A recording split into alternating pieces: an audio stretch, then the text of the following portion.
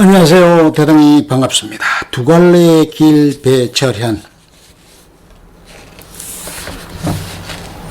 우리는 시간과 공간이라는 틀 안에서 지낸다. 내가 그 틀을 매일 새롭게 인식하지 않는다면 나는 어제와 똑같은 시간과 공간 안에서 과거의 나, 진부한 나로 남게 된다.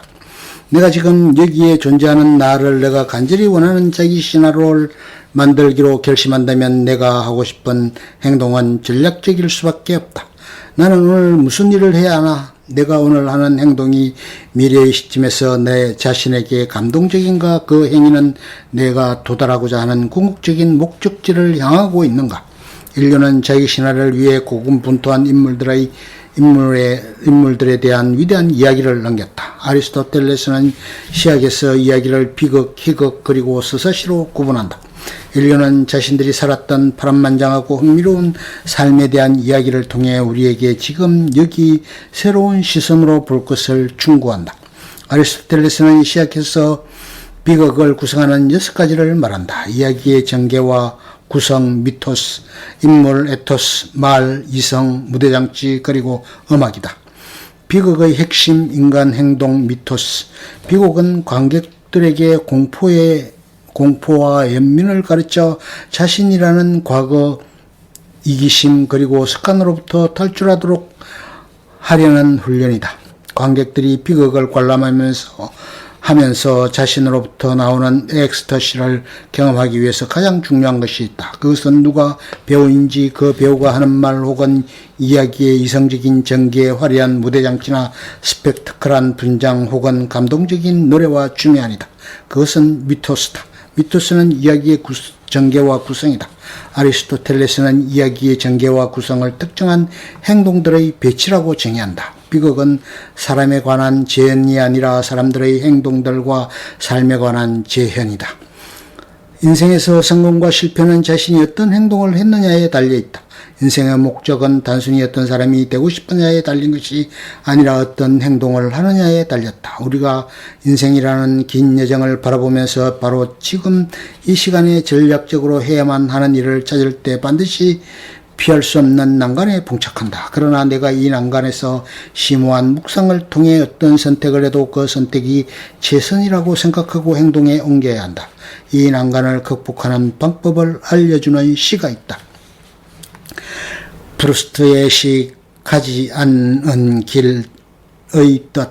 미국 시인 로버트 프루스트의 가지 않는 길이다. 프루스트는 1912년에서 1915년까지 영국에서 지내면서 시를 썼다. 그 당시 영국 작가 에드워드 토머스와 가깝게 지냈고 함께 여행과 산책을 즐겼다. 프루스트는 1915년 자신의 집이 있는 미국 뉴햄퍼시로 돌아와 가지 않은 길을 발표했다. 친구 토머스는 이 시를 읽고 너무 감동을 받아 남들이 가지 않는 길을 가야겠다고 결심하였다. 그는 제1차 세계대전에 참전하여 전사하였다. 프루스트는 자신의 시가 토머스에 의해 잘못 해석되고 있다고 한탄하였다. 프루스트는 첫 번째와 두 번째 단락에 인생의 난관과 자신의 처방전을 숨겨놓았다. 이 단락을 번역하면 다음과 같다. 1단락. 두 길이 노란 숲에 갈라져 있었다. 내가 두 길 다 갈 수 없어 서운했다. 한 길을 가야 하기에 한참 서 있었다. 내가 볼 수 있는 데까지 한참 내려다보았다. 그 길은 덤불 안으로 굽어져 있었다. 2단락. 그래서 나는 똑같이 좋아 보이는 다른 길을 택했다.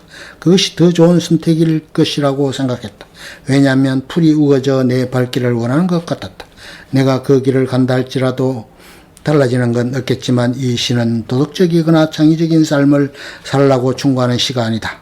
인생은 딜레마의 연속이며 어떤 선택을 해도 그 장단점이 있다. 내가 해야 할 일은 어떤 선택 전에 깊이 숙고하고 선택한 후에 최선을 다해 경주하는 것뿐이다. 이 시는 자기 기만을 찬양한 시다. 네덜란드 라이덴 주택가에 새겨진 로버트 프루스트의 시 가지 않는 길 제목과 첫 문장. 결혼을 막아주십시오. 여인들의 절규. 50명의 이집트 여인이 아버지와 함께 배를 타고 이집트를 탈출하여 미지의 땅 아고로스가 보이는 해변에 도착하였다. 이 여인들은 자신들의 사촌들인 아이깁투스 아들들과 결혼해야 하는 운명을 수용하지 않았다. 아이깁투스는 이집트의 왕이고 그의 아들들은 왕자들이다. 고대사회에서 자신이 거주하는 도시를 떠나는 행위는 금기이자 자살행위다.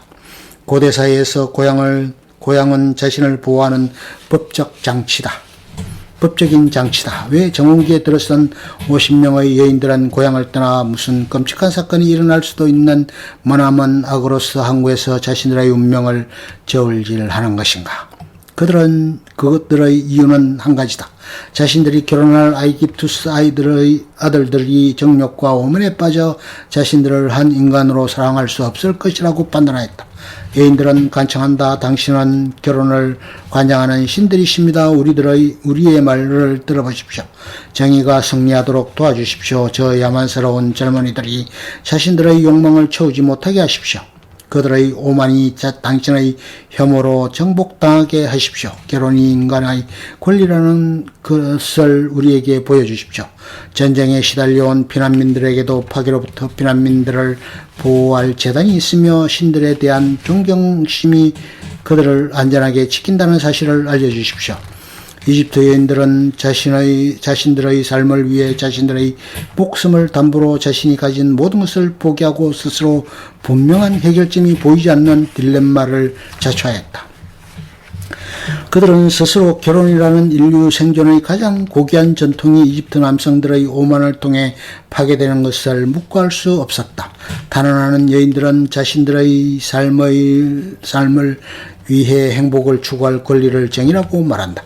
그들은 낯선 타국의 해변가에 도착한 자신들의 선택이 자신들의 미래를 위한 최선의 전략이라고 믿었다.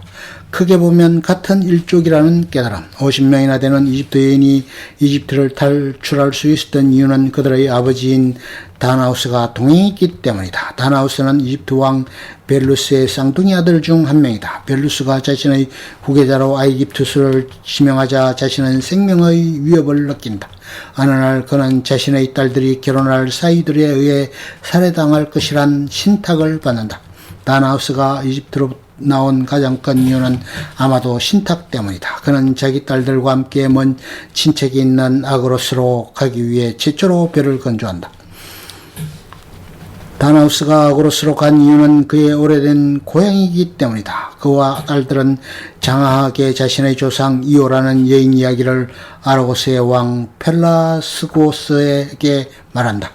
이오는 아르고스의 여사제이자 공주였다. 하늘의 신 제우스는 이오와 사랑에 빠진 후 질투가 많은 자신의 아내 헤라가 이오를 보지 못하도록 세상을 구름으로 뒤덮는다.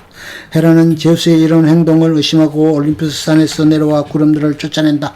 제우스는 그 순간 이오를 하얀 암소로 변신시켜 헤라의 눈을 속이려 한다. 헤라가 속을 리가 없었다. 그녀는 남편에게 암소를 선물로 달라고 졸라 암소를 차지한다. 그녀는 아르고스 파노테스를 시켜 아오를 24시간 감시하게 만난다. 아르고스 파노테스는 100개의 눈을 가진 괴물이다. 제우스는 음악의 신이며 이야기의 신인 헤르메스를 시켜 이오를 데려오게 한다. 헤르메스는 목동으로 변장해 음악과 이야기로 아르고스 파노테스의 신뢰를 얻은 후 그를 잠들게 만든다. 헤르메스는 잠든 아르고스 파노테스를 살해하고 이오를 해방시킨다. 헤라는 100개의 눈을 가진 아르고스 파노테스가 죽은 것을 보고 그가 가진 눈을 자신이 좋아하는 새인 공작의 꼬리에 심어놓는다.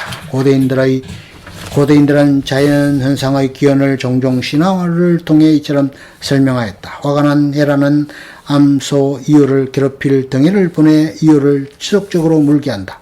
아르고스 파노테스의 죽은 영과 등해의 괴롭힘에 이오는 그리스 전역을 헤매다 이오니아 바다 이오에서 이름을 따왔다를 건너 이집트로 간다. 제우스는 이제 이오에게 여인의 모습을 되찾아 주었다. 이오는 그곳에 정착하여 다나소와 아이깁투스의 정조 할머니가 되었다. 이집트와의 전쟁 위험까지 무릅쓴 결단. 아르고스와 고스의 왕 펠라스고스는 다나우스와 그의 딸 50명의 타자가 아니라 먼 옛날에는 같은 조상을 모신 친척이라는 사실을 알게 되었다. 다나우스와 이집트 여인들의 탄원은 펠라스고스의 마음을 움직이는 미토스였다.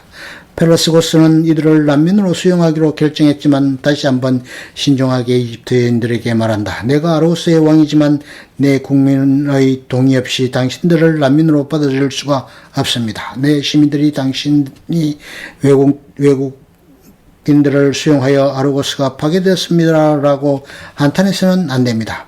펠라스고스가 이 난민들을 받아들이는 행위는 도시 안에서 자신의 왕권을 위태롭게 할 뿐만 아니라 이집트와의 전쟁을 감수해야 하는 중대한 사안이다.